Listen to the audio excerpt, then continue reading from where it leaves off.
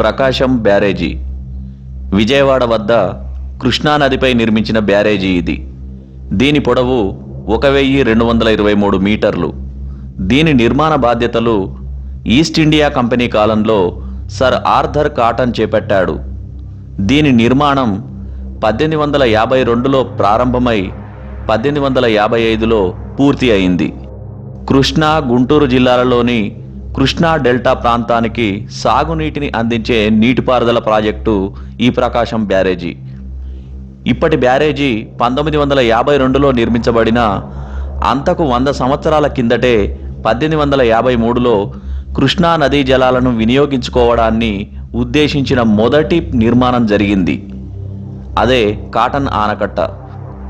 తెలుగుదేశంలో sir Arthur cotton నిర్మించిన 2 ప్రముఖ ఆనకట్టలలో ఇది రెండవది. మొదటిది గోదావరి నదిపై గల కాటన్ బ్యారేజీ. బ్యారేజీకు ప్రాజెక్టుకు చాలా తేడా ఉంటుంది. బ్యారేజీ అనేది నది యొక్క నీటిని మళ్లించడానికి మరియు దాని నీటి మట్టాన్ని పెంచి తద్వారా నీరు కాలువలకు వెళ్ళడానికి దోహదపడుతుంది. రిజర్వాయర్ మాత్రం ఉండదు. కానీ ప్రాజెక్టు నిర్మించినప్పుడు మాత్రం రిజర్వాయర్ ఉంటుంది. 1832, 1833లలో ఈ ప్రాంతంలో భయంకరమైన కరువు ఏర్పడింది.